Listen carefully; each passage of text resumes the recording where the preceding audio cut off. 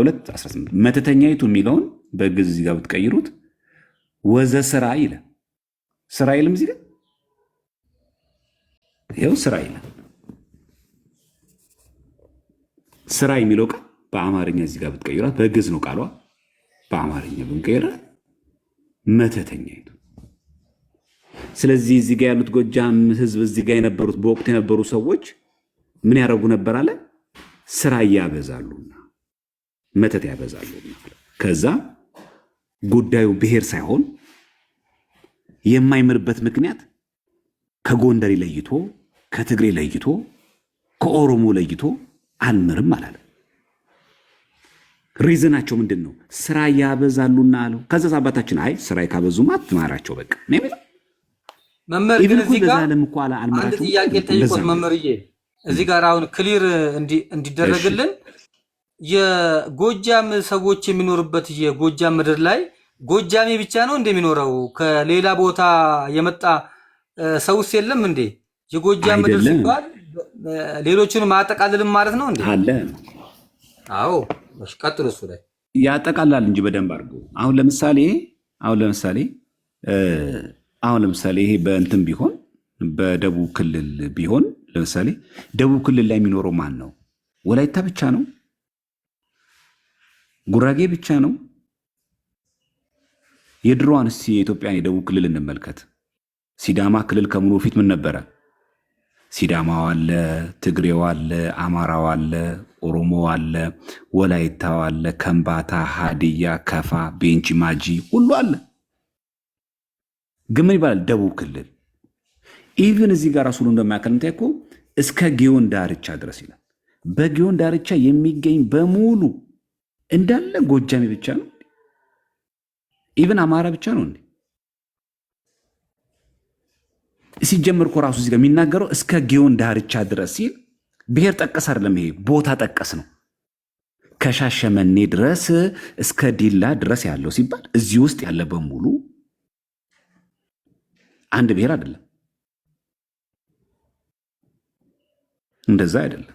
ሲጀምር ራሱ ንግግሩ የጌታ እስከ ጊዮን ዳርቻ ድረስ እምርልሃለሁ፣ እስከ ጊዮን ዳርቻ።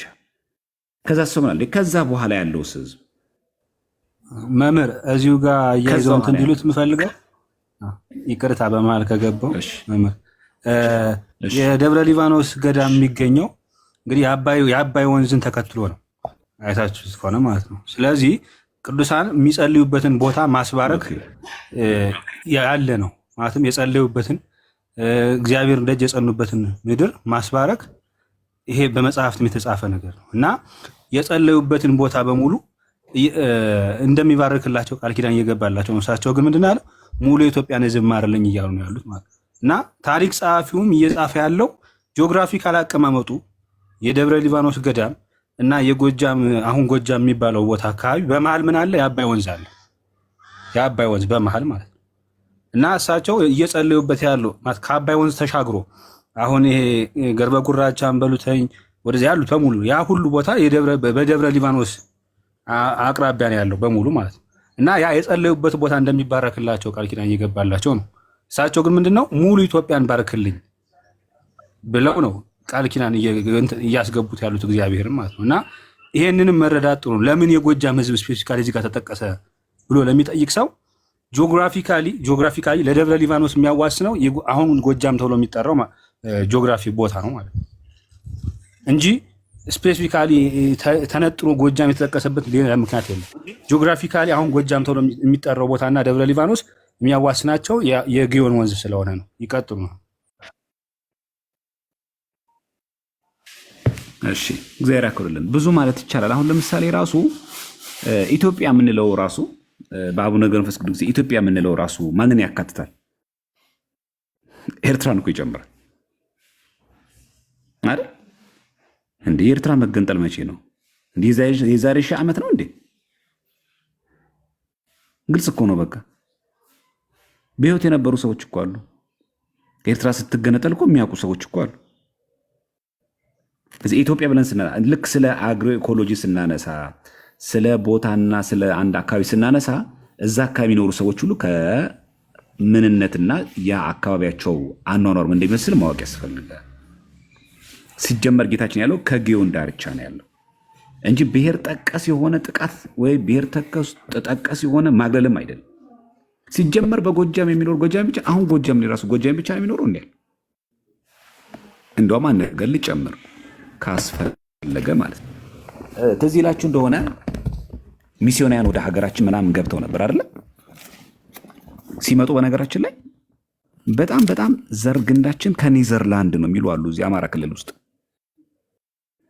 እርግጥ እውነታቸውን እኮ በነገራችን ላይ ሚስዮናውያን ሲመጡ እዛ ካሉ ህዝብ ጋር ተጋብተው ትውልድ ነገዳቸው ከኔዘርላንድ ይሆናል።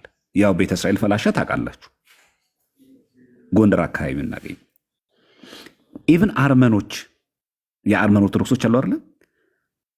በመስቀል ጦርነት ተሰደው ኢትዮጵያ መጥተው የመሰረቱት ገዳም አለ። ሌላ ርዕሱ ስለሚከት እንዳይሰፋባችሁ ይቅር። ብቻ በአጠቃላይ ግን ኢቭን ስናወራ ራሱ እኛ አሁን ራሱ እንደው ማለት እንደ ኮምፕሌክስ ነገሮች እንዳልከታችሁ እንጂ እኛ ራሱ ንጹህ ብቻ ኢትዮጵያውያን ብትጀምር እኛ ጣሊያን 5 ዓመት እኛ ሀገር ቆይቷል። ምንም ሳያረጉ ሴቶችን የወጡት የጣሊያኖች ቤተ እስራኤል አለ። ስንት ሰው ነው የተጋባው? ጎንደር ውስጥ ኤርትራውያን አሉ ታውቃላችሁ አይደል? ጎንደር ከተማ ውስጥ የሚኖሩ ኤርትራውያን እኮ አሉ። ብዙ ነገራችን ያለው ድብልቅልቅ ያለው ማለት ነው። ኢቭን ስናወራ እንደ ዘር እንኳን ስናወራ ነዘር ግንዳችን ስናወራ ራሱ በአካባቢ እናወራ እንጂ እዚህ አዋሳ ያለ ሰው፣ እዚህ ሻሸመኔ ያለ ሰው፣ እዚህ ዝዋይ ያለ፣ ናዝሬት ያለ፣ መቀሌ ያለ፣ ጎንደር ያለ ብለን እንደዚህ እናስቀምጠው እንጂ ወደ ደም ከተገባ የሆነ አጋጣሚ ከ3 ከ4 ትውልድ በኋላ የሆነ ደም ገብቶብናል። እሱም ብዙም ስለማይመለከተም የእግዚአብሔር ልጆች መሆናችን ትልቁ ዘር ስለሆነ ወደ ስገልደት እንዳንገባ ብዬ ነው። ብቻ ከተገባ ብዙ ነገር ውስጥ ማጥናት ስለሚቻል ለማለት ፈልጌ ነው። ከተነሳ ላይቀር ብዙ ነገር ሊነካ ይችላል። ከዛ ግን ምንድን ነው ያሉት? ስራይን ያበዛሉና አለው እንጂ ስራይን ያበዛሉና ለዘላለም አልምራቸውም አላለ። ወይ ደግሞ የዚህ የጎጃም ለዘላለም አይማርም አላለ። አባታችን ገብረ መንፈስ ቅዱስም ጌታችንን አቤቱ ማራቸው፣ ይቅር በላቸው፣ ቁርባንንና ቅዱሳን እንዲወዱ አድርጋቸው ትችላለህ እኮ አንተ አሉትና ስራይን እንዲጠሉ ያ ማለት መተትን እንዲጠሉ አድርጋቸው አለው። ይህ ሁሉ ይቻልሃልና የወደድከው ሁሉ ይፈጽማልና ስራ ሰሪውን ይቃወማልን አለው። ከዚህ በኋላ ነው እንግዲህ ወይ ቤሎ እግዚእነ ዝንቱ ሀገር ይኩነከ አስራተ፣ ጌታችንም ይህ ሀገር አስራት ይሁን፣ እንደወደድክ አድርግ፣ ለአንተ ብቻ ይሁን፣ መታሰቢያን ያድርጉ፣ በአማላጅነትም ይመኑ፣ የዘላለም ደስታ ወዳለበት ባለበት በመንግስት ሰማያት ይኑሩ አለው ይላል። በእርግጥ አሁን ይሄ በጣም ብዙ ስለተመለሰ ብዙ ማውራት እንችላለን። በግልጽ ነው በቃ መልሱ ባጭሩ። እዚህ ጋር ራሱ ምን ብሎ ጌታ መለሰ? አስራት ይሁን። ጥያቄው ምን ነበረ? የኢትዮጵያ ሰዎች ሁሉ ምን እንዲሉ? እንዲድኑ። በቃ ጥያቄው ነው። ሰዎች ይሄው እዚህ ጋር አላ ምንም ሳለ የኢትዮጵያ ሰዎች ማርልኝ። መልሱ ምን አለ መጨረሻ ላይ? ጌታችንም ይህ ነገር አስራት ይሁን። ይህ ሀገር ማለት የትኛው ሀገር ነው? ኢትዮጵያ። በቃ ስለዚህ ምንም መልሱ አወዛጋቢ አይደለም። ግን በጣም የሚገርመው እኔ እንደውም አሁን ቅድም ከቪዲዮ ይልቅ እኔ ማዝነው ቀድሞ የፖስቱት ከወንድሞቻችን በፊት አንድ ሰው ናቸው። ስማቸው መግለጽ አልፈልግም ስለማይጠቅም። እሳቸው ናቸው በፌስቡክም በቴሌግራም ግሩፕ የፖስቱት ገድለ ገብረ መንፈስ ቅዱስ ላይ የጎጃም ሕዝብ ለዘላለም አይማርም ብለው የፖስቱት እሳቸው ናቸው።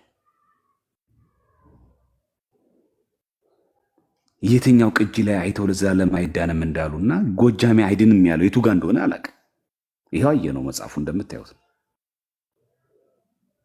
የጌታችንም ደግሞ መልስም ሰምተናል። ወይ ቤሎ እግዚእነ ኢየሱስ ክርስቶስም እንደዚህ ያለው ይህ ሀገር ለአንተ አስራት ይሁን፣ የወደድከው ይሁንልህ። ይሄው ኢትዮጵያን ማርልኝ እንዳልከኝ ይሄው ምሬልሃለሁ። እነዛ ስራ የሚወዱ ሰዎች ስራዬን መተትን እንዲጠሉ አደርጋለሁ፣ ቁርባንን እንዲወዱ አደርጋለሁ፣ ቅዱሳን እንዲወዱ አደርጋለሁ። ለእኔ ምን ይሳነኛል ብሎ መለሰለት ማለት ነው። ጎጃሜ አይድንም የሚል ትኬት እንደተገኘ አላውቅም። ይመስለኛል የእሳቸው አጻጻፍ ገድላቱ ስርዋጽ ሊገኝ ይችላል የሚል እሳቤ ይመስለኛል። ግን ታዲያ ስርዋጽ ይገኛል ቢባል የተገኘን ነገር መጥቀስ አይሻልም? አሁን ይሄ መልስ ባይመለስ ኖሮ ስንት ሰው ይደነጋገር ነበር።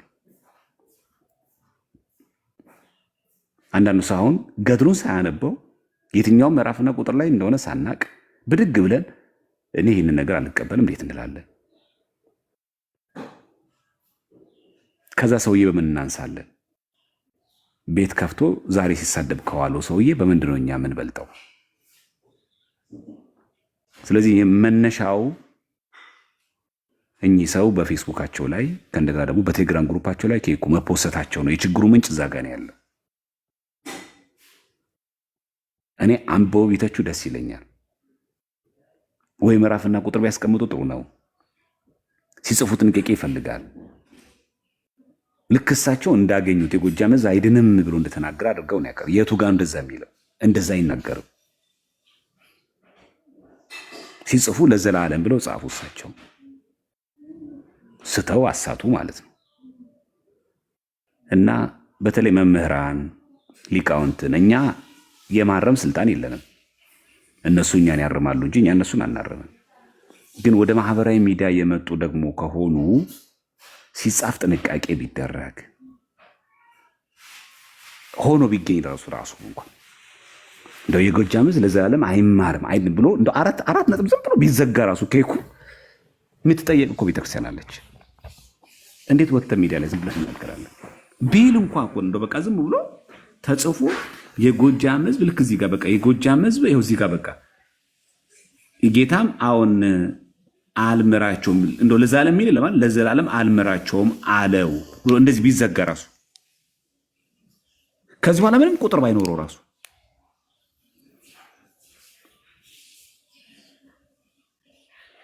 ይሄ ነገር ወሸከሬነት ጥሩ አይደለም።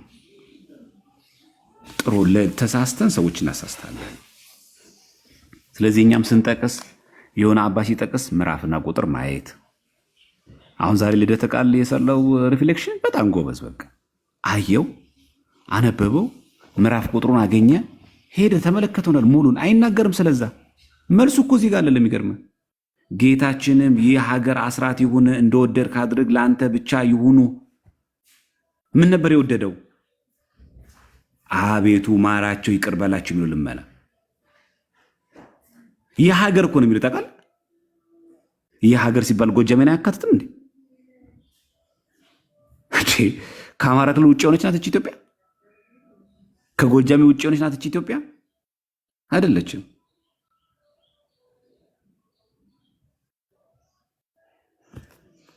ማንበብ ጥሩ ነው። ይህ ሀገር አስራ ሰጥቻለሁ እያለ ቃል በቃል እዚህ ጋር እንደወደድክ አድርግ እያለ ያውም ደግሞ ለአንተ ብቻ ይሁንልህ እያለው ወይ ቤሎ እኮ ነው የሚለው። እንዲህ ብሎ መለሰለት። ወይ ቤሎ ማለት ጥያቄ አለ ከላይ ማለት ነው። እንዲህ ብሎ መለሰ ማለት ከላይ ጥያቄ እኮ አለ። ጌታችንም ሲል እኮ የሆነ ጥያቄ ከላይ አለ። ጌታችንም ሲል ቃል ሲገባ ከላይ ምን የሚል ቃል አለ ብሎ አይጠየቅም? እንዴት ሰው ለተንኮል 14ና 15 አንብቦ እዚህ ጋር እንዴት ይፎክራል?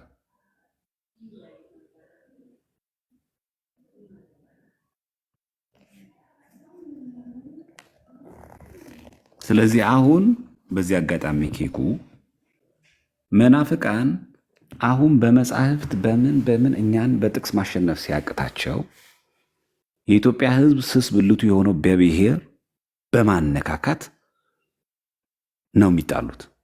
እኔ ባለፈው ዕለት ጋላት በሚለው ቃል ቪዲዮ የሰራሁት ወድጄ አይደለም።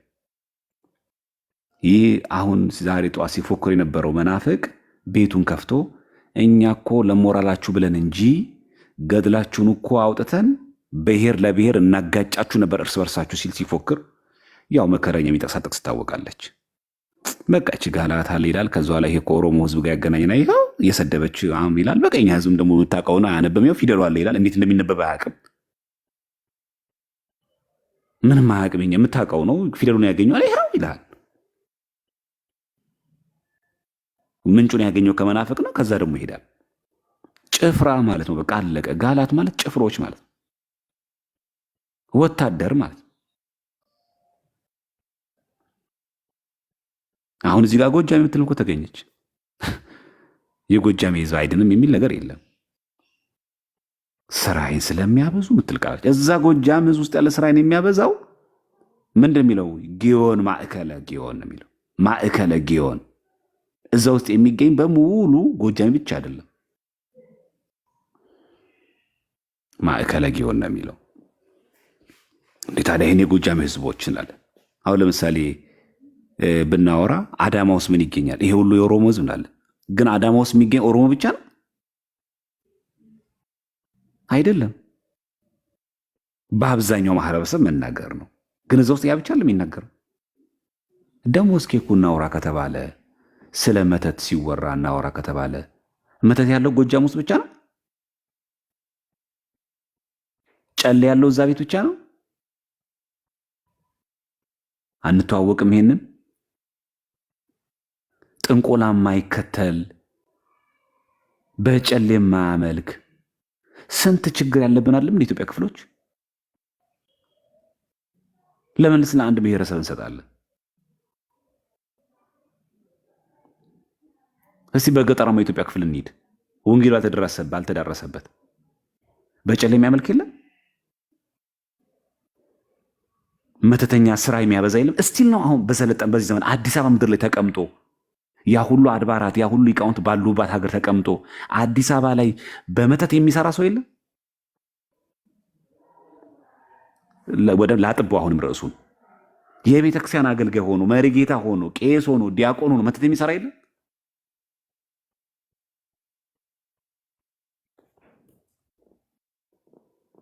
በቃ አለቀ። ጉዳዩ የስነ ምግባር ነው፣ ብሔር ጉዳይ አይደለም። ጌታ አልመራቸውም አለ ስራ። ስለዚህ መተት የሚሰራ ምንም ቢሆን ብሔር ኦሮሞም ይሁን ጎጃምም ይሁን ጎንደርም ይሁን ወላይታም ይሁን አልምርም። እግዚአብሔር መተት ይጠላላ። መተት ጥንቆላ ነው። እግዚአብሔርን ሳታመልክ ጥንቋይ ቤት እየሄድክ መተት እየሰራ አትድንም ነው ኮንሰፕቱ። እዚህ ጋር ነው ያለው። እዛ አካባቢ የነበረው ማህበረሰብ የበዛበትን ተናገረ እንጂ አለ። ወደ አዲስ አበባ ሲሉ ሰደኬኩ ታውቀዋለህ ብዬ ስለማስብ ነው። ቀጨኔ መድኃኔዓለም አካባቢ ምንድን ነው የሚባለው? እስኪ የምታውቁ ሰዎች ጻፉ። አዲስ አበባ ቀጨኔ መድኃኔዓለም ምን ይባላል? ምን ተብሎ ይታማለው ማህበረሰቡ?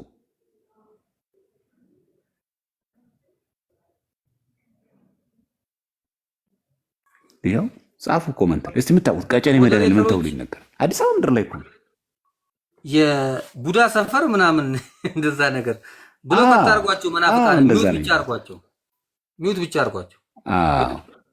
ተመልከቷቸው እንግዲህ አሁን እስቲል አሁን እንደዛ የሚባለው ቀጨኔ መድኃኔዓለም እንግዲህ ቀጨኔ መድኃኔዓለም ቤተክርስቲያን አለ እዛ አካባቢ ያለው ቀጨኔ ሰፈር ያለ ሰው ሙሉ እንደዛ ነው የሚባለው። እዛ አካባቢ ላይ አብዛኛው መተት የሚሰሩ ጥንቆላ የሚሰሩ ሰዎች ስላሉ ነው። ይሄ ማለት ግን ማህበረሰቡ በሙሉ ጠንቋይ ነው ቡዳ ነው ማለት ነው?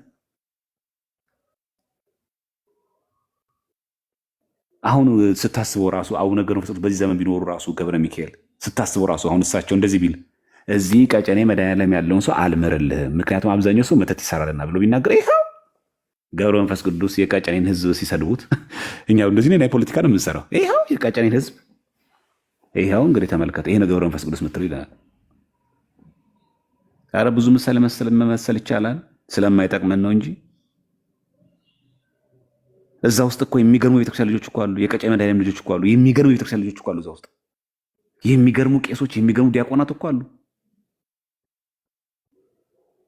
ሰፈሩ የሚበዛው አብዛኛው መተት ስለተሰራ ታየና የቡዳ ሰፈር ተብሎ ይነገራል። እና ንግግሮችን መጠንቀቅ ያስፈልጋል። ያ ማለት ግን እንደዛ የሚሰራ በሙሉ አማራ ነው እዛ ውስጥ ያለው። እዛ ውስጥ ያለ ትግሬ የለም። እዛ ውስጥ ኦሮሞ የለም። እዛ ውስጥ ጉራጌ የለም።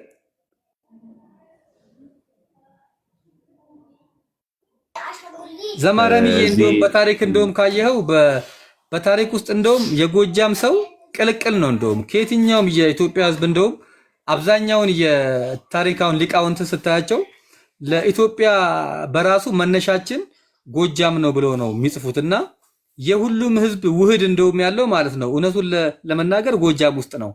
ጎጃም ሀገረ ኖህ እኮ ነች እኮ። ጎጃም ሀገረ ኖህ አይደለን የምትባለውና በዛ ያክል ደረጃ እንደውም ከየትኛውም አካባቢ በላይ እንደውም ጎጃም ናቸው በጣም ቅይጥ የሚባሉት። ቀጥላበት እና በብዙ መንገድ ማንሳት ትችላለህ። በታሪክ በሃይማኖት ያ ብቻ አይደለም። ይሄ መስዋዕተ ኦሪት የሚሰዋበት ከተባሉት በብሉይ ኪዳን ዘመን እንግዲህ አስበው።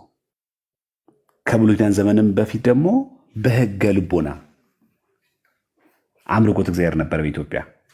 ከህገ ልቦና ቀጥል ህገ ኦሪት አለ አይደል? ከህገ ወንጌል በፊት ነው እንግዲህ ህገ ኦሪት የነበረው። በህገ ኦሪት በእስራኤል መስዋዕተ ኦሪት ሲሰዋ ጎጃም የሚገኝ መርጡለ ማርያም የት ነው የሚገኘው? ማርያም መርጡለ ማርያም የት ነው የሚገኘው? መስዋዕተ ኦሪት ከጌታችን ክርስቶስ ልደት በፊት መስዋዕተ ኦሪት ሲሰዋበት የነበረበት ቦታ ነው።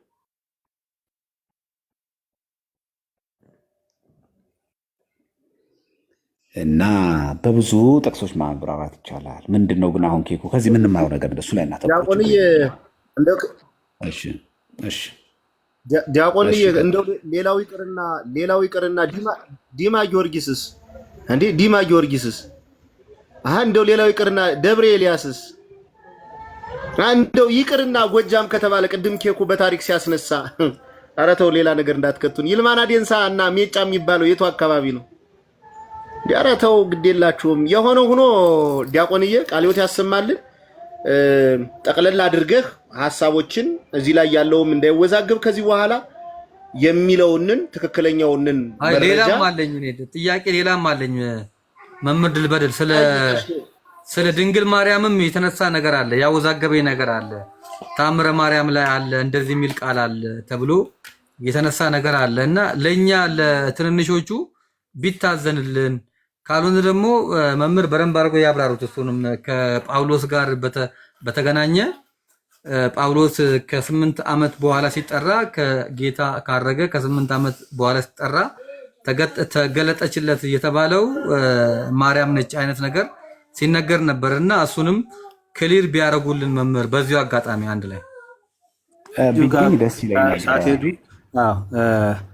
ዲያቆን ዘማርያም እንትን እንዲሉ የምፈልገው የሆነ ጊዜ ማህበረ ቅዱሳን የሆነ ጥናታዊ ጽሑፍ የሰራን መምህር አቅርቦ ነበረ እና ምንድነው ይሄ አቆልቋይ ድግሶች አሉ ተዝካር ምናምን እነዚህ ነገሮች ጎጂ ባህል ናቸው ብሎ መንግስት ፈርጆ ከዛ እነዚህ እንዲቀሩ ማለት ነው ስብሰባ አዘጋጅቶ ትሬኒንግ እየሰጠ ካህናትን እየጠራ አላ ህዝቡ በቃ ተዝካርን እንዲያቆም አቆልቋይ ይሄ ድግስ የለም በቃ ከልክ ያለፈ የሆነ ወጭን ለማስቀረት በሚል ሰበብ ተዝካር ራሱ መጽሐፍ ቅዱሳዊ ያልሆነ እስኪመስል ድረስ የሚመስሉ አሰልጣኞች የሚመስል ሐሳብ የሚሰጡ አሰልጣኞችን እስከ መመደብና እስከ ማሰልጠን ድረስ ተደርሶ ነበርና የኖላዊ የሚባል እንትን አለ የዛ መምህር የሆኑተኝ መምህር እችባው የሚባሉት አብረው ለስልጠና ሄደው ነበረ። ሲሰለጥኑ ከቆዩ በኋላ መጨረሻ ላይ ግን በቃ እየሄዱበት የነበረው ነገር እውነት የማህበረሰቡ ችግር ገዷቸው ሳይሆን ሃይማኖትን ማስጠላት እንደሆነ ሲገባቸው ያን ሁሉ የዘረዘሩትን ሐሳብ ሁሉ የሚያፈርስ መጽሐፍ ቅዱሳዊ ሐሳብ ከፍትሐ ነገሥት አምጥተው ቁጭ አደረጉ ማለት ነው።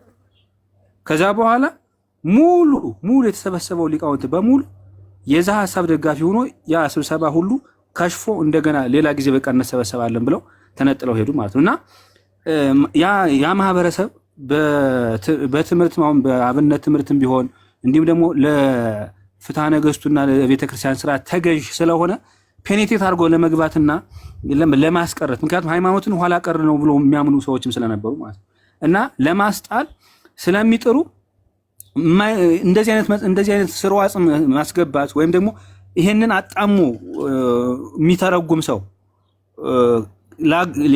ካገኙ ሳፖርት የማድረግና ስፖንሰር የማድረግ ድረስ ስለሚደርሱ ማህበረሰቡ ለቤተክርስቲያን ስርዓት ተገዥ ለሃይማኖቱ ቀናይ በቃ በህገ ቤተክርስቲያን መኖርን የሚወድ ለሊቃውንት ክብር ያለው የቆሎ ተማሪን ስፖንሰር ሆኖ በቃ ተመዳድቦ የሚደግፍ ማህበረሰብ በጣም ጠንካራ የሊቃውንት ሀገር ስለሆነ በማንኛውም ጫፍ መግባት ይፈልጋሉ። ፔኔትሬት አድርገው መግባትና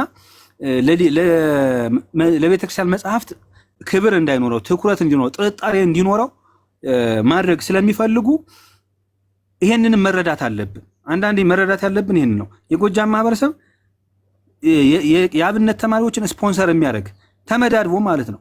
አንድ እንጀራ ንጹህ እንጀራ ምንም ያልተነካ እንጀራ ጨው ለውሶ ቀብቶ የሚሰጥና የሚመግብ ነው። በቃ ደግ ርሩህ ማህበረሰብ ነው ማለት ነው። እና ብዙ ሊቃውንት ቤተክርስቲያን ከጎጃም ውስጥ ምድር ተምረው በምግብ ሳይጎድልባቸው እንክብካቤ ሳይጎድልባቸው ተመችቷቸው ቅኔውን 5-6 ቤት ቦታ ሂደው አስመስክረው ቅኔውን አቋቋሙን ተምረው መጥተው የተለያየ ቤተክርስቲያን ላይ የሚያገለግሉት የጎጃም ማህበረሰብ ለሃይማኖቱ ቀናይ ስለሆነ የቤተክርስቲያንን ስርዓት ተገዥ ስለሆነ ነው። ይሄንን የሚያውቁትኝ ታዲያ መጽሐፍትን እየቆነጸሉ ጎጃምን እኮ ቤተክርስቲያን እንዲህ ትላለች እያሉ ጥርጣሬ እንዲኖርበትና የያዘውን እምነት እንዲጥል ስለሚፈልጉ ስፖንሰር ያደርጓቸዋል ማለት ነው። እና ይሄንንም መረዳት ጥሩ ነው። ስለዚህ አጣሞ የሚተረጉም ሰውን በሙሉ መረዳት ያለባችሁ የማን መልእክተኛ እንደሆነ ነው። የማን መልእክተኛ እንደሆነ መረዳት አለባችሁ። ጠላቶቻችን እነማን እንደሆኑ ማወቅ አለባችሁ። እዛ ጋር የሚደረገው ማህበረሰቡ ወዶ ፈቅዶ የሚያደርገውን ለድሆች የሚመጸውተው ለማህበረሰቡ የሚያበለው የሚያጠጣው ነገር የሚያጓጓቸው የሚያሳሳቸው ስስታም ሰዎች አሉ። እና ሃይማኖቱ እኮ ነው እንደዚህ የሚያደርጋቸው እንጂ ይሄን እኮ የጎጃም ገበሬ ሀብታም ነበር የሚሆነው እንዴ? ተባርኮ ምድሩ ተባርኮ ለምለም የሆነው እኮ በቃ እግዚአብሔርን ስለሚፈራና ስለሚያገለግል ነው፣ ስለሚታዘዝ ነው። ስለዚህ ይሄንን ስለሚያውቅ ማህበረሰቡ ማን ምን ቢል የፈለገውን አይተውም። ማህበረሰቡ ለእግዚአብሔር መገዛትን ስርዓተ ቤተክርስቲያን ማክበሩ ማለት ነው። ግን በቃ ይሄ ድሆችን ማብላት፣ ቀሳውስትን መመገብ፣ የቄስ ተማሪዎችን መመገብ፣ መንከባከብ እንዲሁም ደግሞ ሊቃውንትን መውደድ፣ ማፍቀር ይሄ ኋላ ቀርነት ነው ብሎ የሚያምኑ ዘመናዊ ነን ባዮች የጻፉትን መጽሐፍ ሁሉ መቀበል የለብን። የማንም አጀንዳ ተሸካሚ መሆን የለብን። በቃ የጎጃም ማህበረሰብ ምን አይነት ሊቃውንትን እንዳበረከተ ታሪክ ይናገራል። አሁንም ድረስ ቢሆን በየቤተክርስቲያኑ ትሄዱ የቅኔ አዋቂ የመጽሐፍ ትርጓሜ መምህሮች አቋቋም ድጓ አጫበር ድጓን እንኳን ብታዩተኝ ምን ያክል እንደተስፋፋና ምን ያክል እንትን እያለ እንደሆነ ብታዩት ብዙ ሊቃውንት መፍለቂያ ነው። ቤተክርስቲያንም ደግሞ ሪስፔክት አላት ለዚህ ነገር ማለት ነውና ይሄንን ለማያውቁ ነው። መምህር ተመስገን መጥተዋል መሰለኝ። ኬኩ መምህር ተመስገን መጥተዋል። መምህር ተመስገን ሳቧቸው። አዎ ሳቧቸው። መምህር ተመስገን ሳቧቸው። እኔ ኔትወርክ እንቢያለኝ ይሄንን ለማለት ነው። መልሻለሁ ወደ እርስዎ ኢየሱስ። ቆይ አንድ ጥያቄ እናንሳና እዚሁ ይቅርታ በመሀል ገባሁ። እኔም ምናልባት እዚህ ጋር ክሊር ሆኖ እንዲሄድ ያስፈልጋል። ምናልባት ያልገባን ነገርም ሊኖር ስለሚችል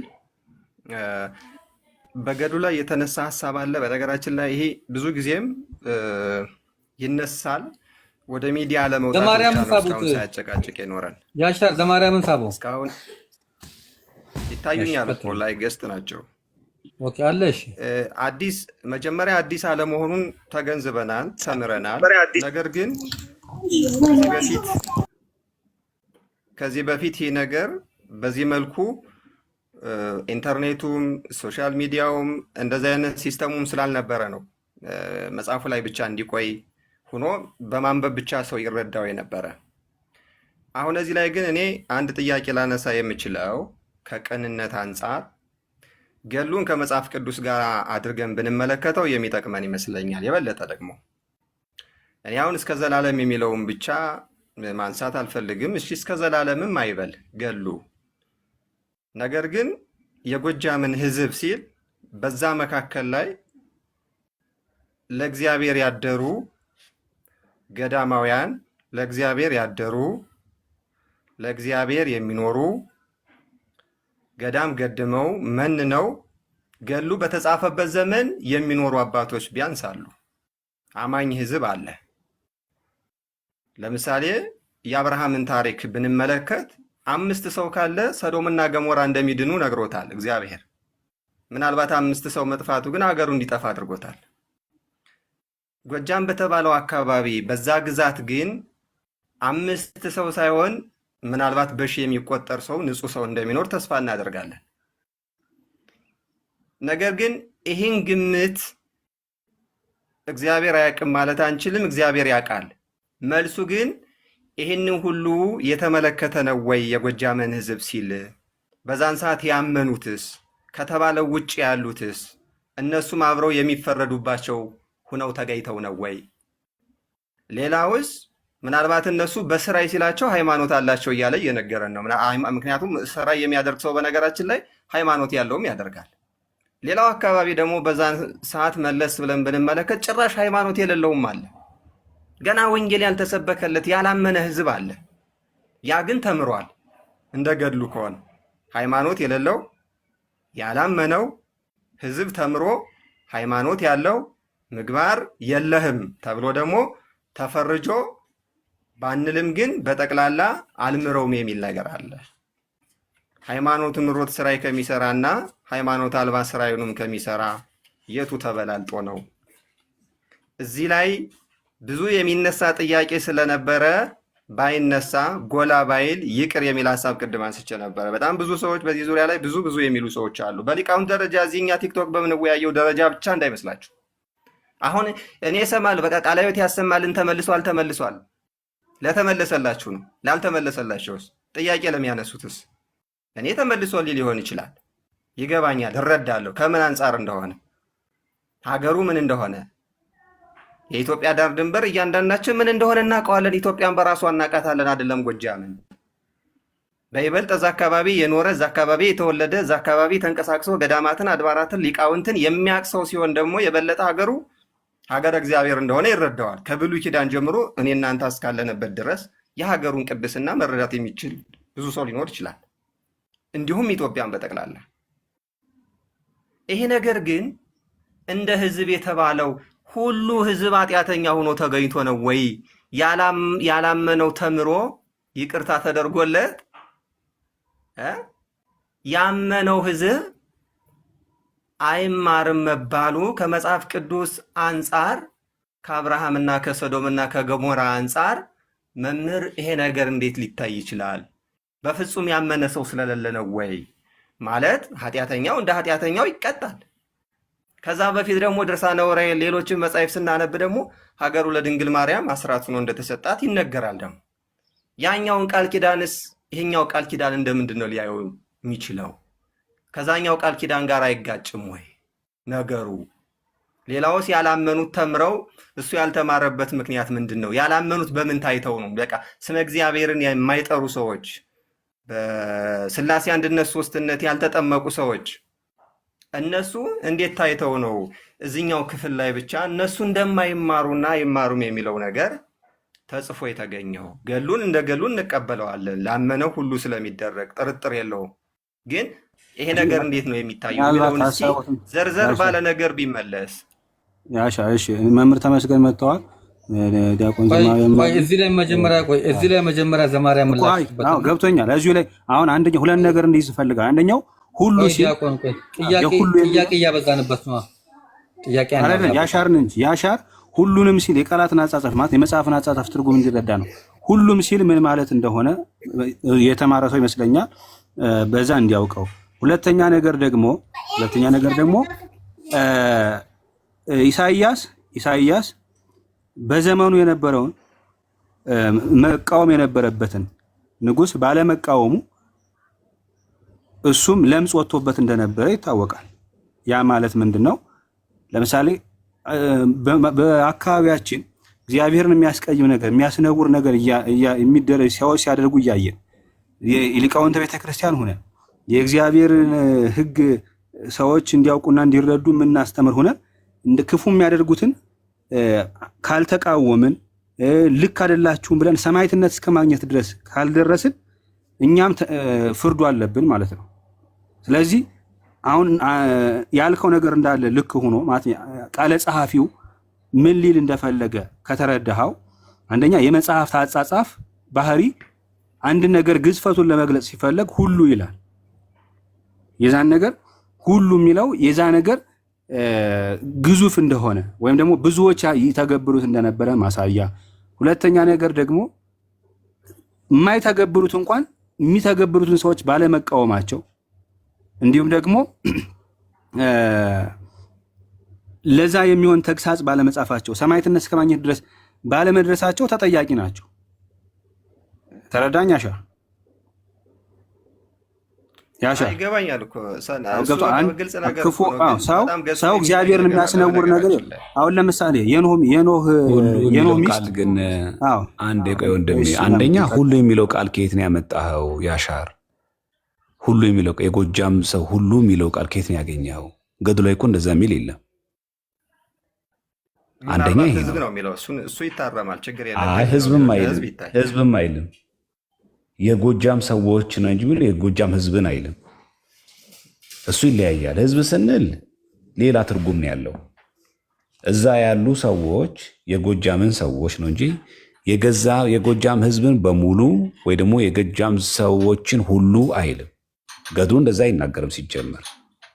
ሁለተኛ አሁን ያንተ ጥያቄ የሆነው ይሄ ገድል ስሙን መጥቀሱ ነው ስተት የሆነው? ጎጃም የሚለውን ቃል ወሩ መጥቀሱን ነው ስተት የሆነው? ወይስ ይሄ ገድል እዛ ውስጥ በቃ ምንም አይነት መልካም የሚሰሩ ሰዎች የሉም፣ በሙሉ ስራ የሚሰሩ መተተኛ ናቸው የሚል ድምዳሜ ሳለው ገድሉ ራሱ ይህን ሲናገር እንደዚህ ኢምፕሊኬሽን አለው? ቃል በቃል እንኳን ባይል ኢምፕሊኬሽኑ እንደዛ ነው። እዛ ያለ አካባቢ በሙሉ ሰው በሙሉ እንደው በቃ ጎጃሜ ሲባል መተተኛ ነው የሚል ትርጉም ነው የሚሰጠው። ይሄ ሲጀመር ንግግሩ ራሱ እስከ ጊዮን ዳርቻ ድረስ እምርልሃለሁ እኮ ነው ያለ። ስለዚህ ይሄንን ሲናገር ደግሞ የጎጃምን ሰዎች ለምን ትለይብኛለህ? እነርሱን አትምራቸው ሲል ጌታም አዎን አልመራቸውም ስራ ያበዛሉና። የጎጃም ሰው ሁሉ ነው ወይ የሚለው? ሁሉ የሚለው ቃል ራሱ ከየት ያመጣ ነው? ሲጀምር ቃሉ ራሱ ገድሉ ላይ የሌለው ማለት ወርዶ የሌለበትን ነው። ነገ ተስተካከል በሱ ይቅርታ መጠየቅ ይቻላል። ግን አንድ ነገር አሁን ህዝብና ሰዎች ለኔ ምናልባት ያን ያህል ልዩነት አለው ብዬ አልወስድም። በቃ እንደዛ ምን ልዩነቱን ላሳየ። እሺ ቆይ ልዩነቱን ላሳይ። ለምሳሌ የኢትዮጵያ ህዝብ አለ አይደለ? የኢትዮጵያ ህዝብን ሙሉን የምናጠቃለው ሰዎች ስንል በሆነ ካታጎሪ ልክ በዲስትሪክት ላይ እንዳለ ለምሳሌ በኦሮሚያ የሚገኙ ሰዎች ህዝቦች አሉ፣ በአማራ ክልል የሚገኙ ሰዎች አሉ። ህዝቦች ለን ስንል በሙሉ በአጠቃላይ ነው የሚያጠቃለው። ሰዎች አሉ፣ እዛ ውስጥ ሰዎች አሉ። ምን የሚያደርጉ ስራ የሚያበዙ አብዛኞቹ ለመግለጽ ነው። መቼስ እንደዛ ማንደሩ በምን እንደምናውቀው ቅድም በጠቀስኩት ራሱ ብዙ ታሪካዊ ማስረጃዎችን አቅርበን እንኳን በሐዲስ ኪዳን በህገ ኦሪት እንኳን ራሱ መስዋዕተ ኦሪት ሲሰዋባቸው ከነበሩት ደገኛ ቦታዎች ናቸው። ዛሬ እነ መልአከ ብርሃን አድማሱ ጀንበሬን ያፈራው የት ነው እንዴ? ቢቸና የት ነው ያለው ዛሬ እንዴ? መልአከ ብርሃን አድማሱ ጀንበሬ እኮ ዛሬ እኮ የ21ኛው መቶ ክፍለ ዘመን እኮ ቅድስናን ከሊቅነት ጋር አስተባብሮ ያዙ ናቸው። ቀላል አይደሉም እኮ። ዲማ ጊዮርጊስ ማለት ነው። ስንት ሊቃውንት ነው ያፈራው? ምንም ይሄ እኮ ምን ማለት እንደው ጠማማ መናፍቅ ካሆነ በስተቀር ጠማማ መናፍቅ ካሆነ በስተቀር እውነተኛ የሆነ ሰውና ደገኛ የሆነ ሰው እንዴት ይሄን በጠማማ ነገር እንዴት ይረዳል? ሲጀመር ኮካ ሃይማኖትን የጻፉት መልአከ ብርሃን አድማሱ ጀንበሬ ከየት ነው የተገኙት? ከዲማ ጊዮርጊስ አይደል? ከቢቸና ላይ የተገኙት ጎጃም አይደል? እሱ ህዝብን እንዴት ባጠቃላይ ሊል ይችላል? መድኃኒተ አሚንን የጻፉት ማን ናቸው? ለካቶሊካዊ መናፍቅ መልስ የሰጡት እነማን ናቸው? ኮካ ሃይማኖት እኮ ዘመንፈስ ቅዱስ አብርሃ የተባለ የታደሱ መናፍቅ ነው አይደል? ፕሮቴስታንት እኮ ነው መልስ የሰጡት እሳቸው። ከየት የተገኙ? ስራቸው ከየት መጡ? የነዛን እሳቸውን ያስገኙት ሊቃውንት ከየት መጡ ናቸው? ምንም እንደ ህዝብ ከጥላቻ ጋር ኢቭን ዛሬም እስከ ጠቅላይ ቤተ ክህነት ከጠቅላይ አስከንታቸው እስከ ታች መሪ ጌታ በየአድባሩ እስከ አጥቢያ እስከምናገኘው ከዚሁ ማህበረሰብ የወጡ ጳጳሳት አሉ፣ ቀሳውስት አሉ፣ መነኮሳት አሉ፣ ዲያቆናት አሉ፣ መርጌቶች አሉ፣ አባቶች አሉ። አለ እንደ ህዝብ ምንም ጥያቄ የለውም። ስለዚህ የሆነ ፍጥጥ ያለ ሀቅ ነው ማስፈልግ ነው።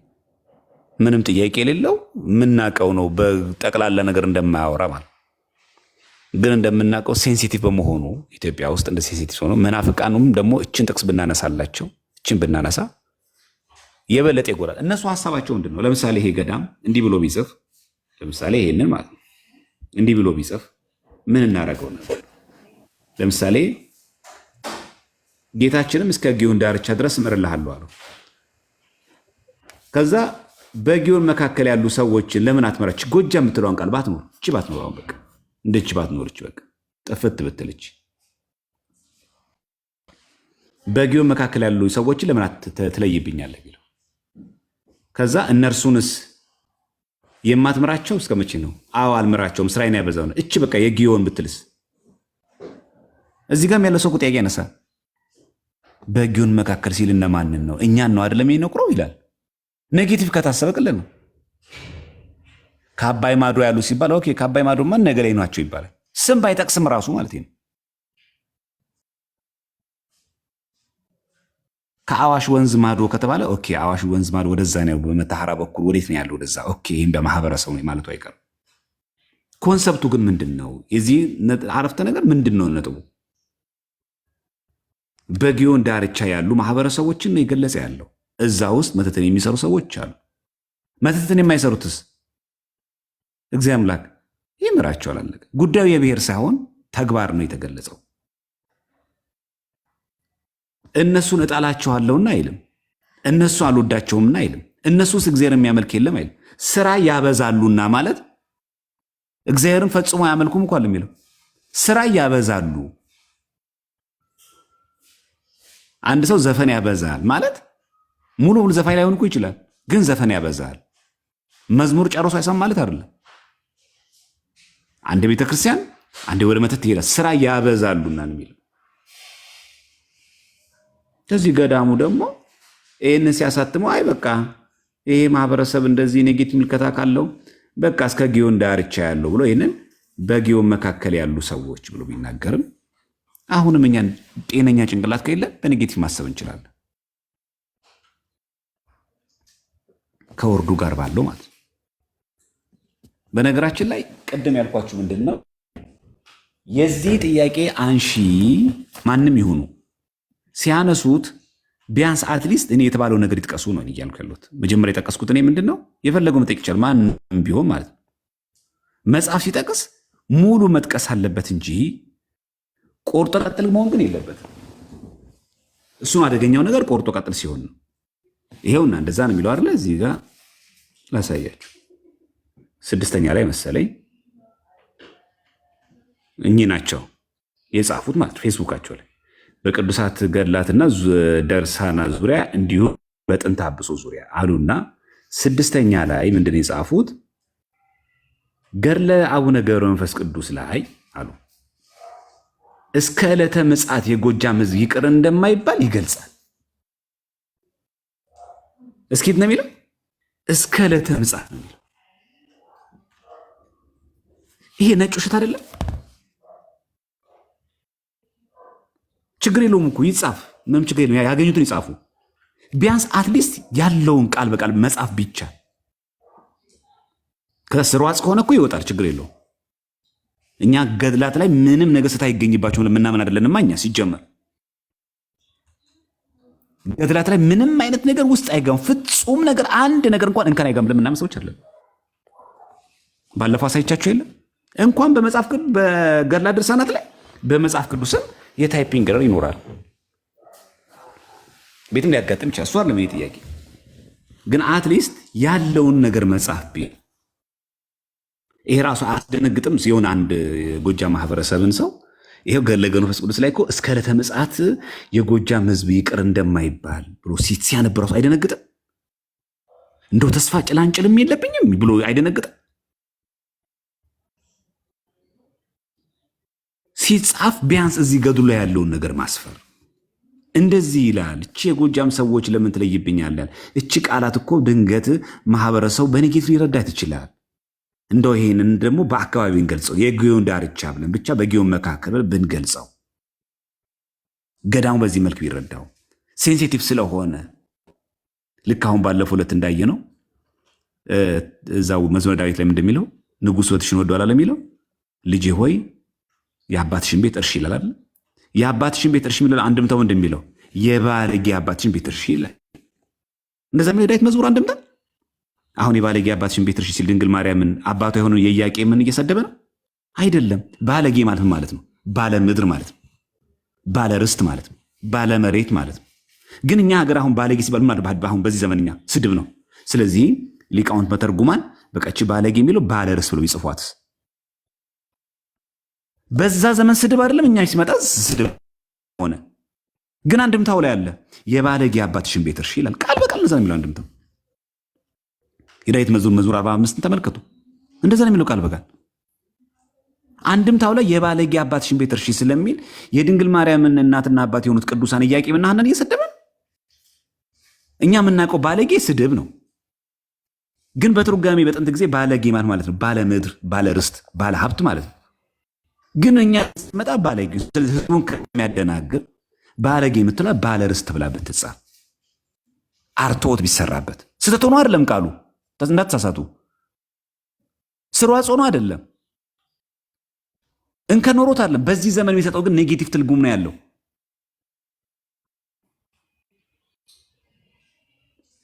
ከዛ ወደዚህኛው ስንቀይረው አይ ባለ ርስት ለማለት ነው። ይሄ ሰው እንዲገባው ነው፣ የትውልድ እንዲገባው ተፈልጎ ልክ እንደዚህ ሁሉ ልናደርገው እንችላለን። ይሄ ስድብ አይደለም፣ ግን የኔጌቲቭ ምልክት ያሳድር ይሆን ተብሎ ሊተረም ይችላል። ግን እዚህ ገድል ላይ ግን አሁንም ባለፈውም እንዳልኩት የጎጃም ሕዝብ ለዘላለም አይድንም የሚል ገድለ መንፈስ ቅዱስ ላይ ገድለ ገብረ መንፈስ ቅዱስ ላይ የለም። ባለፈውም ብያለሁ፣ አሁንም እላለሁ ገድለ መንፈስ ቅዱስ ላይ ለዘላለም አይማርም፣ የጎጃም ሕዝብ አይማርም የሚል ነገር የለም እንጂ ሲጀምር ራሱ ጌታም አዎን አልምራቸውም ብሎ እንኳን ድርብ ሰረዝ እንኳን የለውም።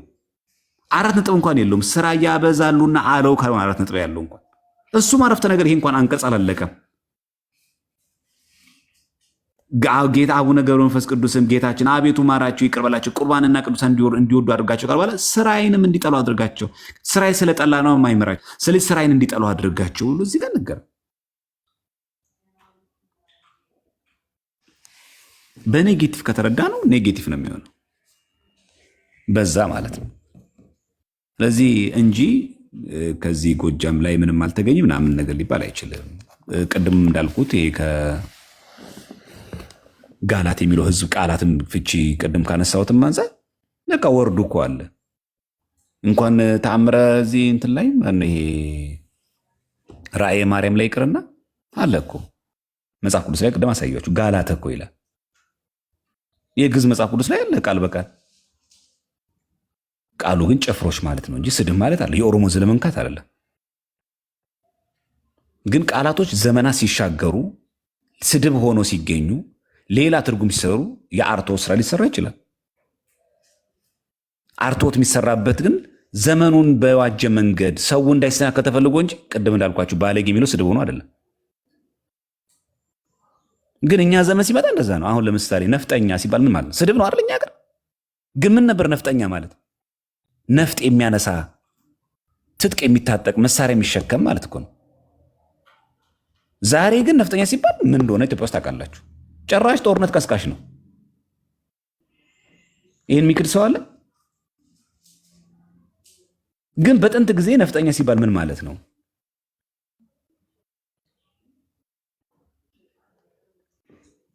ኢቭን በነገራችን ላይ በእኛ ጊዜ አሁን ራሱ በእኛ ጊዜ የአራዳ ንግግር የሚመስል በዛ ዘመን መጥፎ ይሆናል።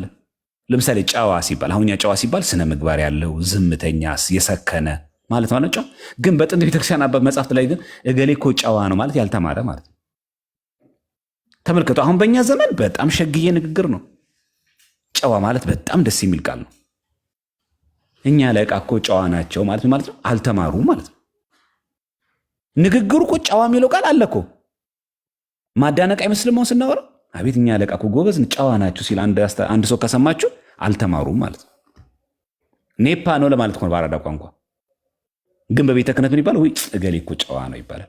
አልተማረም፣ ንጹህ ነው ጭንቅላቱ፣ ምን ብዙ ነገር ይቀረዋል ማለት ነው። አሁን እኛ ግን ኬኩ እኮ ጨዋ ነው ካልን በስመ አብ ነው ምን አይደል? ተመልከቱ ያለው የትርጉም ልዩነት ማለት ነው። በእኛ አሁን በጣም ቆንጆ ንግግር ነው፣ በቤተ ክህነት ግን ጸያፍ ነው።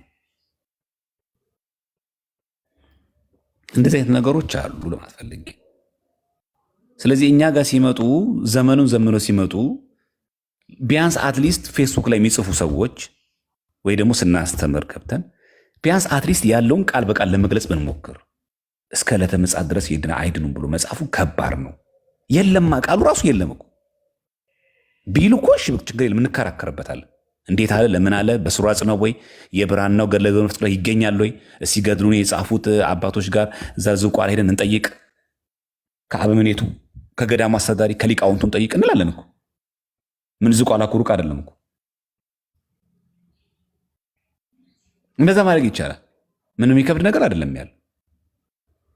ግን ሲጻፉ ብዙ ጊዜ በፌስቡክም ሆነ በቴሌግራም በቲክቶክም ስናስተምር የተባለ ነገር ላይ ብናተኩር ምን ይመስላችኋል? በተጻፈ ነገር ላይ። ምክንያቱም እስከ ዕለተ ምጽአት የሚለው ቃል በጣም ከባድ ወርድ ነው። ከባድ ወርድ ነው። ሚዲያ ላይ ስናወራው ሚዲያ ደግሞ ከባድ ነው፣ ያስጮሃል። ልክ ገድሉ ላይ ተጽፎ እንደሚገኝና የሆነ ብሔረሰብ ጥላቻ እንዳለው ነው የሚያሳየው። አሁን ስንቱ ዛሬ ላይቭ ያልገባ ሰው አሁን ዛሬ ይህንን መልስ ያልሰማ ሰው ምንድን ነው ያስበው? ይኸው ቤተክርስቲያን እኮ እኔን ታገለኛለች፣ ጭራሽ እስከዛ ዓለም እኮ አይድንም ብላኛለች። ስለዚህ ለምን ጾማለሁ? ለምን ጸልያለሁ? ለምን ቤተክርስቲያን ሄዳለሁ? ይኸው አግላይ እኮ ናት። ጭራሽ የጎጃም እስከ ለምጽአት አይድንም ትላለች እንዴ? ሲጽፉ እንኳን አትሊስት እንኳን እዛ ስራ እያበዛው ነው የምትለው እንኳን አልጨምሯት። ኮዙን እንኳን እንድንረዳ ማለት ኮዙ እኮ መታወቅ አለበት እንጂ ከሌላው ብሔረሰብ የኢትዮጵያ በምን ተለይተው በማንነቱ ነው የተጣላው? አይደለም። በማንነቱ እኮ ቢሆን እኮ እንጮሃለን አብረን እንደ ህዝብ ነው። ጎጃም የሆነው በመፈጠሩ ነው አይጸድቅም የተባለ አልመራቸውም ያለው ኢየሱስ ክርስቶስ ጎጃም ነው ስለተፈጠሩ ነው። ለምን ጎንደር ያልሆናችሁም ብሎ ነው እግዚአብሔር አምላክ? ለምን ኦሮሞ ሆናችሁ አልተፈጠራችሁም ብሎ ነው? ሪዝኑ እዛ ላይ ቁጭ ተብሎ እንዴት ልንባላ እንችላለን? ብዙ ነገር ማንሳት እንችላለን። ስለዚህ ደግሞ በእኛ ቤተክርስቲያን ላይ አሁን በዚህ መንገድ ሲጻፍ አንደኛ ምንናገር ሰዎች ጥንቃቄ እናድርግ። ሲጻፍም ሲፖሰትም ላይቭም ስንገባ በተጻፈና በተባለ ነገር ላይ የሆነ ሰው ሲፖስት ልክኝ ሰው ጻፉ በቃ በጣም ደገኛ ጽሑፍ ይጽፋሉ። በነገራችን ላይ ሲጽፉኝ ሄደን እኝን አባት የቱ ጋር ነው ገድለ መንፈስ ቅዱስ ላይ እስከ ዕለተ ምጽአት የጎጃም ህዝብ ይቅር እንደማይባል ይገልጻል። የቱ ጋር ነው ያነበቡት? እስቲ ምዕራፍና ቁጥሩ ስጡኝ፣ እኔ ገድሉ አለኝ። የስንተኛው ዓመተ ምህረት እትም ገድል ነው እንደዚህ የተናገረው ብሎ መጠየቅ። ከዛ መጥቶ ቲክቶክ ላይ መናገር እኔ ጥሩ ብዬ ማስበው አይደለም። ከዛ ሊቃውንት መጠየቅ። አሁን ቅድም የጠየቀኝም የተአምረ ማርያም ኬኩም እንደዛው አለኝ። አሁን ተአምረ ማርያም እኔ እስካሁን አላገኙትም። እኔ በደማስቆ ጎዳና ላይ ድንግል ማርያም አግኝተዋል። የትኛው የተአምረ ማርያም ቅጅ እንደሆነ ባገኘው ደስ ይለኛል። እኔ አላገኘሁትም እስካሁን። ያገኘ ሰው ካለ ከፍተን ብናየው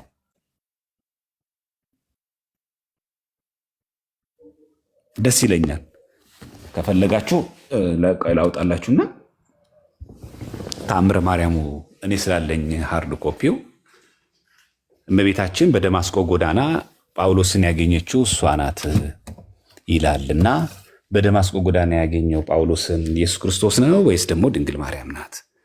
ምን ተብሎ ተገልጾ ከምን አንጻር ገልጾት ምን ብሎ ነው የተገለጸው የሚለውን ነገር ከዚህ የተአምረ ማርያም ክፍል እንድናየው ያያችሁ ሰዎች ካላችሁ ብትነግሩ። ይኸው አለ ተአምረ ማርያም። እንደውም ሪሰንት የሆነው የ2014ቱን ያለኝ ደግሞ የታተመው ደግሞ ይኸው በትንሣኤ ማተሚያ ድርጅት ነው። በግዕዝና በአማርኛ ነው። በብፁዕ ቅዱስ አቡነ ማትያስ ነው። የኢትዮጵያ ኦርቶዶክስ ተዋሕዶ ቤተክርስቲያን ፓታሊክ በሆኑት በ9ኛው ዓመት ለ6ኛ ጊዜ የታተመ ነው። የታተመው ደግሞ ሌላ ቦታ አይደለም፣ ትንሣኤ ማተሚያ ድርጅት ነው። 2014 ዓ.ም የቤተክርስቲያኒቱ አርማ አለበት። የታተመውም ድርጅት ደግሞ በተስፋ ገብረ ሥላሴ ሳይሆን በትንሣኤ ማተሚያ ድርጅት ነው። እዚህኛው ላይ ካለ እስኪ እንድንማማርበት ይሄው ከምዕራፎች አሉት። እያንዳንዱ ይሄ ምዕራፍ አለው እያንዳንዱ ማለት 1 2 እያለ እያንዳንዱ ተጽፏል። እዚህ ጋር 100 ስንት አለው መሰለኝ? ይሄ 212 ተአምራት ያሉት። ስለዚህ እዚህኛው የተአምር ክፍል ላይ እንዲህ ብሎ የሚናገረው ላይ እንዲህ ይላል፣ እንዲህ ተብሎ ተጽፏል። በደማስቆ ጎዳና ላይ ጳውሎስን ያገኘችው ድንግል ማርያም ናት ብሎ የተገለጸው ከዚህ አንጻር ነው። እንዲህ ብሎ ተገልጿል የሚለው ነገር እና የምናገኘው እስኪ መጀመሪያ ልክ አሁን የቅድሙን ይሄንን እንዳላገኘ ነው ማለት ነው። እዚህ ጋር ተጽፏል። የጎጃም ህዝብ ሄደን ገብተን ስናየው እስከ ዕለተ ምጽአት ድረስ ይቅር እንደማይባል የሚገልጽ ነገር የለም። ገድሉን ከፍተን አየነው። ዘሴ ሚስጥሩ እዚህ ጋርም ተአምረ ማርያም ላይ ካለ ያለ ሰው እዚህ ምዕራፍና እዚህ ቁጥር ላይ አግኝቼዋለሁ፣ ይሄውና ሳነበው ያገኘሁት ነው፣ ጥያቄ ሆኖብኛል።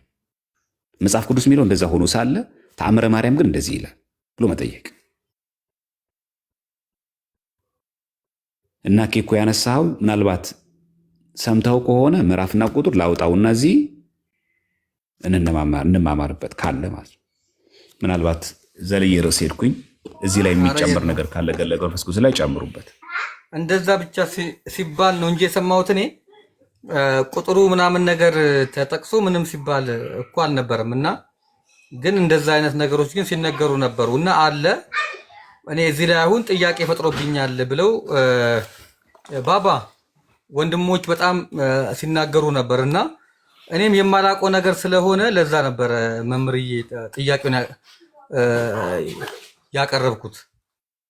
ግን ቁጥሩ ግን ምንም ነገር የተናገሩት ቁጥር ግን የለም የዛን ቀን።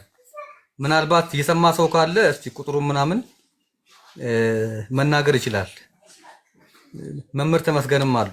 ለናቲ ላሳየው አንዴ እንትሯን ፈልጓት ነው መሰለኝ ከስክሪንሾት እንዲያረጋት ቀሽ ጠይቁ። ለመምህር ተመስገን ይቀጥሉ። ይቅርታ እሱ ያለው ብዙ አወራ 194 ላይ ናት።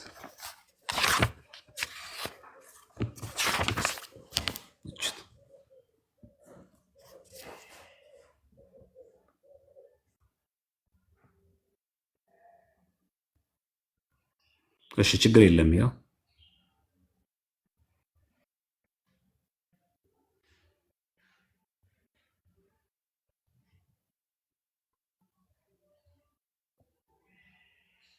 እሺ ያነሳው ይመስለኛል። እሺ መምህር ተመስገን ይቀጥሉሽ።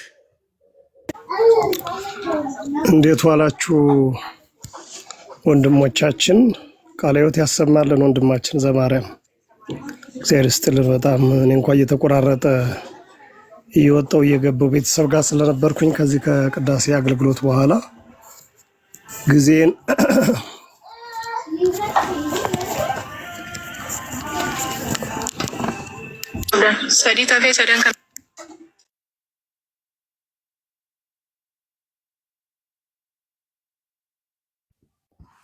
እና ኬኩ ቀደም ላስተላልፈው የፈለኩትን ሚስ ፕሬዘንት እንዳታረጉኝ እሺ አደራችሁ። አሁን ብዙ ሰው የሚያውቀው ጋዲሳ ያለውን ነው፣ ግን ጋዲሳ ከየት እንዳነበበው ደግሞ ማወቅ አለብን። ስለዚህ መምህራን ሲፖስቱ ቴሌግራም ግሩፓቸውን ፌስቡክ ሲፖስቱ ሚኒመም ቢያንስ ሚኒመም እንዲታረም እንዲስተካከል የሚፈለግ ነገር እንኳን ከሆነ እንድንማርበት እንኳን አስፈላጊ ከሆነ ቢያንስ ገዱ ላይ ያለውን ቃል በቃል በመጻፍ ሰፊ ልዩነት ስላለ ማለት እስከ ዕለተ ምጽአት ድረስ አይማሩም አይድኑም ብሎ መናገርና እዚህ ጋር ገዱ ላይ እንደዚህ ብሎ ጌታችን ወዲያው ደግሞ ዛይ ደግሞ ኧረ ይኸው እንደ ቃል ይሆንልህ ምሬልሃለሁ ብሎ የተናገረውን ነገር ጨርሶ ማየት ቢቻል በጣም ጥሩ። ብዙዎቹ አሁን የሚያውቁት ጋዲሳ የተናገረውን ነው። ግን ከጋዲሳ በፊት ግን በቴሌግራም ግሩፓቸው ላይ በፌስቡክ ላይ ፖስተውታል እሳቸው። ስለዚህ እንደዚህ አይነት ሲጽፉ መምህራን ስናገኝ እዛ ግሩፕ ላይ ወይ ደግሞ እዛው እንትን ላይ ፌስቡክ ተሰዳደቡ ሳይሆን ምላችሁ በኢንቦክስ መምህር እንዲህ ብሎ ፖስተው ነበረ፣ እውነት እንደዚህ የሚል ገዱ ላይ አጣሁኝ ወይ ደግሞ እሱ ምዕራፍና ቁጥር ቢነግሩኝ ብሎ መጀመሪያ ምንጩን እውነት መሩን ቼክ ማድረግ ካለ ደግሞ ትርጉም ምንድን ነው እውነት እስከ ዕለተ ምጽአት አይድሩም ይላል። እሱም ማየት ከታየ እንዴት ይፈታል? ስርዋጽ ነው ወይስ ፍቻ አለው?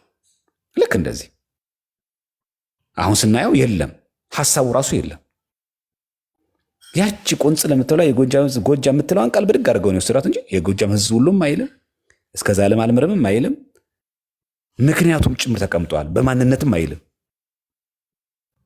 ቆስቋሽ ነው ንግግሩ ራሱ። ብሔር ኢትዮጵያ ውስጥ እንደምታውቁት ነው። በጣም ቆስቋሽ ነው። ጎጥ በጣም ቆስቋሽ ነው። በጣም ሪቴት የሚያደርግ ርዕስ ነው። በጣም እንደሚያናድ ታውቃላችሁላችሁ። ልክ አሁን ለምሳሌ ኬኩ ቅድም ያቀረብኩት ያው የኦርቶዶክስ መጽሐፍ ላይ እኮ እንደዚህ ጋላት ይላል ብዬ ብናገር ኬኩ እንዴት የሚንጫጨው ሰው ወርዷ እኮ አለች። ግን ወርዷን ለራሴ ዓላማ ወይ ደግሞ ለፈለኩት ነገር ባውለው በኋላ ሲተረጎምና ሲፈታ አፍራለሁ እኔ። እና ብዙዎቻችሁ እንደዛ ባታረጉ ምንጩ ላይ ስትሄዱ ላይክ ከማድረጋችሁ በፊት ኮመንት ከመስጠታችሁ በፊት አባ እንዲህ ብለው ጽፈዋል፣ የምር ገድሉ ላይ አለ ወይ? የስንት ዓመተ ምሕረቱ ነው? በየትኛው እትም ላይ የወጣ ነው? ገዳሙ ያውቀዋል ወይ? ካወቀውና ካለ ትክክል ከሆነ ምን ለማለት ፈልጎ ነው? በቃ እንዲህ ብላችሁ ቢያንስ እችን እንኳን አጣሩ። ሚኒመም ነው ይሄ ሚኒመም ሪኳየርመንት አለ። የትና ምዕራፍ ቁጥር ስንተኛው ገጽ ላይ በአማርኛውን ያካተውስ በግዕዙም አለ። ምናልባት በግዕዙ የሌለ በአማርኛ ጨምረውበት ይሆን? እንደዚህ መጠየቅ። አንዳንድ ጊዜ አማርኛ የማይናገረውን ግዕዙ የሚገልጸውን አማርኛ የማይገልጽበት ጊዜ አለ። እንደዛ ይሆን? እስቲ የብራናውን ቼክ ላል ጥሩ። አይ ተረጋገጠና ተገኘ ቃሉ እውነትም በግዕዝም በአማርኛውም አለ ትክክል ከሆነ በኋላ ደግሞ ምንድነው የፍቺ ታተታ አለው እኔ ማላቀው ወይስ ደግሞ ስርዋጽ የገባ ነው? ይሄ ያው ምን ይከብዳል? እችን ማጣራቱን ይከብዳል። እንደዛ ብናረገው። ስለዚህ እንደዚህ መምህራን ሲመጡ ከስር ኮመንት ስትጽፉ ላይክ ስታደርጉ ጥንቃቄ አድርጉ ባካችሁ። እኔ እንደዛ ነው ማረገው። አሁን እናንተ ለመውቀስ እኔ እንደዛ ነው ማረገው። ብዙ መምህሮቻችን አሉ ቲክቶክ ላይ የምናውቃቸው መምህራን የሆነ ነገር ሲፖስቱ በኢንቦክስ ሄጄ እኔ እችን ነገር አልተረዳኋትም አልገባኝም። ከዛ እነሱ ይተነትኑኛል። አይ ይሄ እንደዚህ እኮ ነው፣ ይሄ እንደዚህ ነው፣ ይሄ እንደዚህ ይሉኛል። ያልገባኝ ነገር ዝም ብዬ ላይክ ኮመንት አላደርግም። እቻ አልገባችኝም፣ ይሄ ግልጽ አይደለም፣ የት አገኝተውት ነው? እስቲ ምንጭ ይንገሩኝ፣ ከየት ነው ያገኙት? ምን ችግር አለው? የግድ ኮመንት መሆን አለበት እንዴ? ኢንቦክስ እኮ አለ፣ ስልክ እኮ አለ። እንዲህ ማጣራት አድርጋችሁ ከዛ ደግሞ ላይቭ ላይ መውጣት። ዛሬ ቀለሜ እኮ ርዕስ ያደረገው ይህንን ነው፣ ሌላ ርዕስ የለውማ። ስለዚህ ያንን ሰው ሰብስቦ ዘማርያም እንዲህ አለ፣ ጋዴሳ እንደዚህ አለ፣ እገሌ እንደዚህ አለ። በቃ ያለው አማራጭ ሌላም አማራጭ የለውማ። ምክንያቱም በነገር ሃይማኖት መወያየት ስለማይችሉ ያለው ብቸኛ አማራጭ እዚህ ጋር ገሌ እንደዚህ ያለ እንደዚህ ብለው ከዛ ርዕስ መስጠትና ከዛኛው ሺፍት እንዲያደርግ ከዛ ፕሮቴስታንቱ አይታል ጉዱ እያለ ዋናውን ጉዳይ እንዳያይ ማድረግ እንዴ። ዘማርያምም ሆነ እኮ ጋዴሳ ፍጹማን ሰዎች አለን እንዴ። ይሄ መታወቅ አለበት። በእኛ ተሸፍኖ ነው እንዴ ኤርሚያስ ወንጌል የሚሰብከው?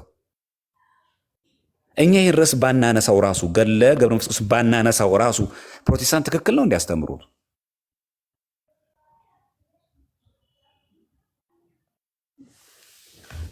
አይባልም። ስለዚህ እንዲህ ሲነሳ ልክ በሁለት ሰዎች ድራማ ለመስራት ሲሞክር የለም አንተ ራስን ቆመ ራስን ችለህ እስቲ አሳየን